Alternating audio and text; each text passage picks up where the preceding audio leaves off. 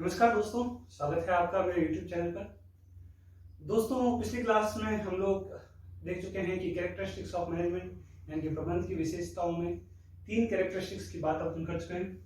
पहली थी जिसमें प्रबंध एक management is a goal oriented process यानी कि उद्देश्यपरक प्रक्रिया है। दूसरी थी मैनेजमेंट इज ऑल परवेसिव यानी कि प्रबंध सब जगह विद्यमान है। और तीसरी थी management is a continuous process यानी कि निरंतर चलने वाली प्रक्रिया है। बढ़ते हैं हमारे नेक्स्ट पॉइंट की तरफ। नेक्स्ट कैरेक्टरिस्टिक्स है, देखो दोस्तों, हमारी प्रबंध एक गतिशील कार्य है।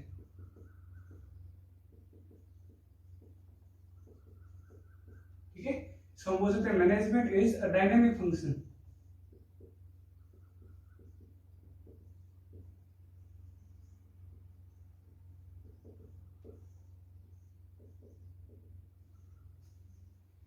देखो दोस्तों, management is a dynamic function का मतलब क्या होता है कि जो हमारा व्यवसाय है, हम एक वातावरण में, हम एक समाज में रहकर क्या कर रहे होते हैं, अपना व्यवसाय कर रहे होते हैं या जो भी कार्य कर रहे होते हैं, वो एक व्यवसाय है जो हमारा है, वो एक वातावरण में रहकर हम कार्य कर रहे होते हैं। तो उस वातावरण में बहुत से आंतरिक और बाह्य वातावरण के घटक होते हैं जो हमारे व्यवसाय को क्या कर सकते हैं, प्रभावित कर सकते हैं।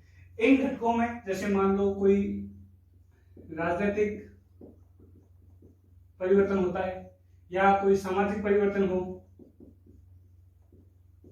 या कोई आर्थिक परिवर्तन हो। ठीक है, तो इस तरह के जो वातावरण है, इन वातावरण में अगर कुछ भी अगर परिवर्तन होते हैं तो इन परिवर्तनों के अनुसार हमें अपने व्यवसाय के उद्देश्यों में या कार्यों में परिवर्तन करना पड़ेगा। अगर हम इनके अनुसार अगर हम अपने उद्देश्यों में, अपने कार्य में परिवर्तन नहीं करते हैं तो हमारे व्यवसाय की जो उद्देश्य है वो पूर्ति नहीं हो पाएगी। तो हमारे व्यवसाय में अगर, जैसे फॉर एग्जाम्पल अगर मैं कहूँ आर्थिक वातावरण की बात करूँ, ठीक है, आर्थिक वातावरण, आर्थिक का मतलब क्या होता है, जहाँ पे हम फाइनेंस की या पैसों की बात करते हैं।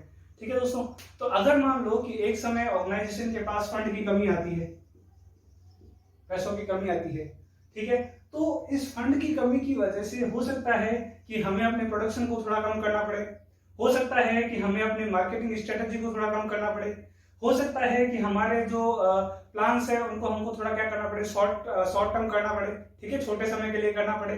तो इस तरीके से अगर आर्थिक वातावरण में, सामाजिक वातावरण में या राजनीतिक वातावरण में या दूसरे जो भी बाह्य वातावरण है, इनमें कुछ भी अगर परिवर्तन होता है तो उन परिवर्तनों के अनुसार हमें अपने व्यवसाय में भी क्या करना पड़ता है, परिवर्तन करना पड़ता है। अगर हम ये परिवर्तन नहीं करते हैं तो हमारे उद्देश्यों की पूर्ति नहीं हो पाएगी और हमारा व्यवसाय, हमारा संगठन क्या हो जाएगा दोस्तों, बंद हो जाएगा।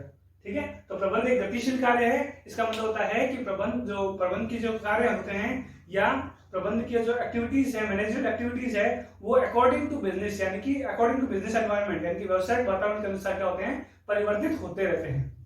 ठीक है दोस्तों, नेक्स्ट हमारी कैरेक्टरिस्टिक्स है दोस्तों, मैनेजमेंट इज इंटेंजिबल।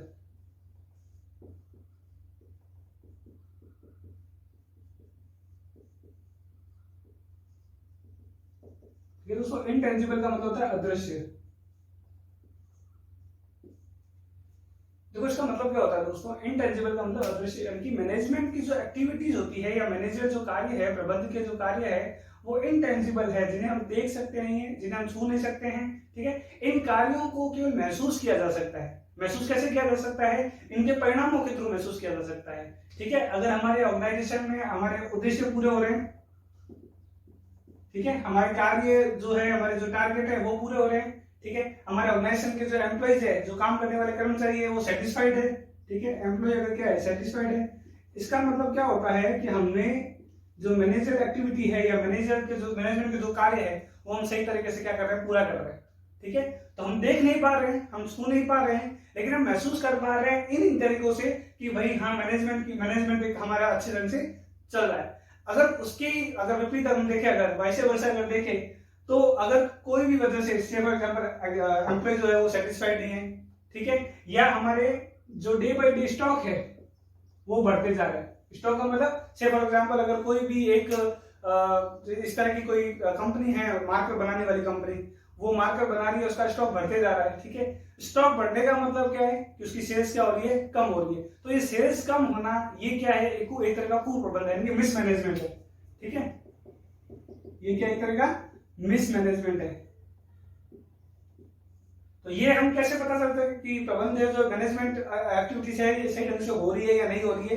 तो ये जो परिणाम होते हैं कि एम्प्लॉय का सेटिस्फाइड होना या स्टॉक का डे बाई डे होना, इस तरीके से हमें पता चलता है कि मैनेजमेंट है, जो मैनेजमेंट की जो एक्टिविटीज है वो सही तरीके से हो रही है या नहीं हो रही है। अगर मैनेजमेंट की एक्टिविटी सही तरीके से हो रही है, इसका मतलब होता है कि हम अपने उद्देश्यों वगैरह को पूरा कर रहे हैं, हम अपने एम्प्लॉयज को सेटिस्फाइड रख पा रहे हैं, ठीक है। अगर नहीं हो रही है तो इसका मतलब इस तरह के कोई कारण हो सकते हैं जिसमें स्टॉक जो है वो क्या होता है, डे बाय डे इंक्रीज होता रहता है। Stock day by day increase होने का मतलब क्या है, हम अपने सेल्स के जो टारगेट है या सेल्स के जो कार्य है उनको पूरा नहीं कर पा रहे, हमारी प्लानिंग सही ढंग से नहीं हो पा रही है, या हमारी जो मार्केटिंग है वो सही ढंग से नहीं हो पा रही है। तो इस तरह की एक्टिविटीज में क्या हो रहा है, कोई दिक्कत आ रही है, तो हम समझ सकते हैं कि हमारा मैनेजमेंट है वो सही ढंग से नहीं हो पा रहा है, ठीक है दोस्तों।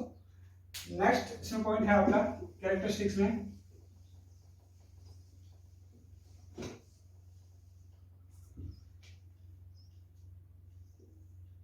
Management is a group activity.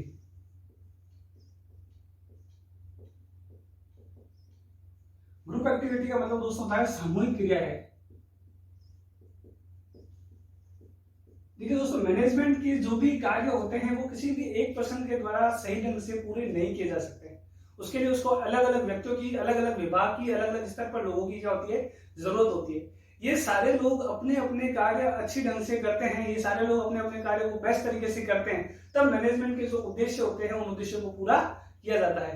अगर ये लोग अपने अपने कार्य पूरे ढंग से, सही ढंग से नहीं कर पा रहे होते हैं, तो मैनेजमेंट के जो उद्देश्य होते हैं या संस्था के जो उद्देश्य होते हैं उन उद्देश्यों को पूरा नहीं कर पाएंगे। अगर कोई भी एक विभाग है, कोई एक डिपार्टमेंट है, उस डिपार्टमेंट में काम करने वाले कर्मचारी या उस डिपार्टमेंट के जो मैनेजर है, उन्होंने अपने उद्देश्यों को या उन्होंने अपने कार्यों को सही ढंग से पूरा नहीं किया है, तो मैनेजमेंट के उद्देश्य जो है, ओवरऑल जो ऑर्गेनाइजेशन के ऑब्जेक्टिव है, उन ऑब्जेक्टिव को हम अचीव नहीं कर पाएंगे। इसलिए मैनेजमेंट को ग्रुप एक्टिविटी बोलते हैं, यानी सामूहिक क्रिया बोलते हैं। सामूहिक क्रिया इसलिए बोलते हैं क्योंकि अलग अलग विभाग पर या अलग अलग स्तर पर जो कार्य करने वाले कर्मचारी है, उन सारे कर्मचारियों को अपने अपने जो भी कार्य है उन कार्य को पूरा करने पर ही मैनेजमेंट के जो उद्देश्य है उन उद्देश्यों को पूरा किया जा सकता है।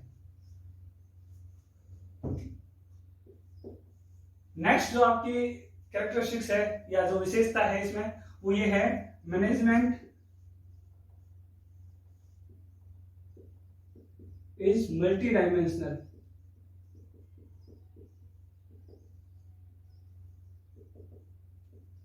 मल्टी डायमेंशनल का मतलब बहुआयामी। बहुआयामी का मतलब होता है कि जो मैनेजमेंट की जो एक्टिविटीज है, यानी कि प्रबंध के जो कार्य है, वो अलग अलग स्तर पे अलग अलग तरह की क्रियाओं का एक सामूहिक रूप है।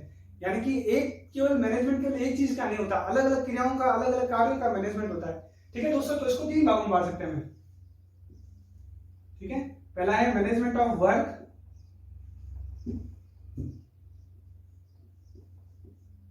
दूसरा है मैनेजमेंट ऑफ पीपल, और तीसरा है मैनेजमेंट ऑफ ऑपरेशंस, ठीक है। हिंदी में अगर बात करूं तो कार्यों का प्रबंध, व्यक्तियों का प्रबंध और परिचालन का प्रबंध।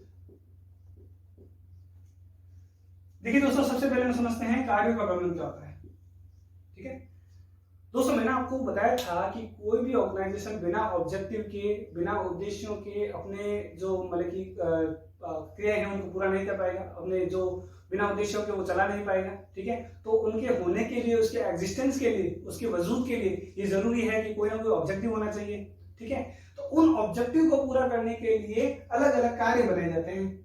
कोई भी ऑर्गेनाइजेशन के ऑब्जेक्टिव है, उन ऑब्जेक्टिव को, उन उद्देश्यों को पूरा करने के लिए क्या किया जाता है, अलग अलग कार्य बनाए जाते हैं, ठीक है दोस्तों। तो ये जो कार्य होते हैं, ये कार्य सही ढंग से करने पर हमारे उद्देश्य पूरे होते हैं, ठीक है। तो ये कार्य क्या हो सकता है, अलग अलग स्तर पर, अलग अलग ऑर्गेनाइजेशन में कार्यों की जो परिभाषा है या कार्यों का जो लेवल है वो अलग अलग हो सकता है, वर्क का जो लेवल है वो अलग अलग हो सकता है।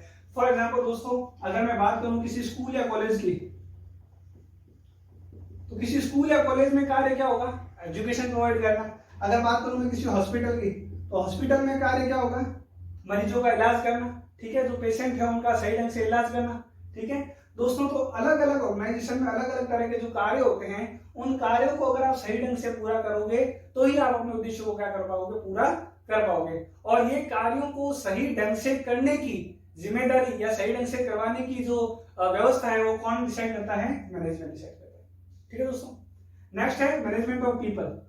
दोस्तों अगर आपको याद हो तो जब हम डेफिनेशन पढ़ रहे थे तो सबसे पहली जो डेफिनेशन थी मैंने आपको बताई थी, managing the man with tactfully, यानी कि व्यक्तियों का सही तरीके से या कुशलता पूर्वक क्या करना, व्यवस्था करना, वही क्या कहलाता है, मैनेजमेंट कहलाता है, ठीक है दोस्तों। तो पीपल यानी कि व्यक्तियों का भी सही तरीके से क्या करना पड़ेगा। हमारे जो दोस्तों अलग अलग संसाधन होते हैं, किसी ऑर्गेनाइजेशन में अलग अलग संसाधन होते हैं, चाहे वो फाइनेंस के रूप में हम पैसों का संसाधन मान लें या भौतिक संसाधन, चाहे फर्नीचर हो गया, चाहे हमारा जो एसेसरीज हो गई बहुत सारी, ठीक है, बहुत सारे संसाधन होते हैं। उसी तरीके से जो मानव संसाधन होते हैं वो बहुत ज्यादा जरूरी होते हैं, ह्यूमन रिसोर्सेज, ठीक है। एक ऑर्गेनाइजेशन दो अलग अलग तरह के कंपटीटर है, दो अलग कंपटीटर में भौतिक संसाधन एक जैसे हो सकते हैं दोस्तों, पैसा दोनों के पास हो सकता है, एसी दोनों के पास हो सकती है, रॉ मटेरियल दोनों के पास हो सकता है, मशीनरीज दोनों के पास हो सकती है। लेकिन जो दोस्तों मानव संसाधन है, एक्सपर्ट मानव संसाधन, स्पेशलाइज्ड मानव संसाधन या स्किल्ड जो लेबर है, वो अगर आपके पास है, किसी एक ऑर्गेनाइजेशन के पास है,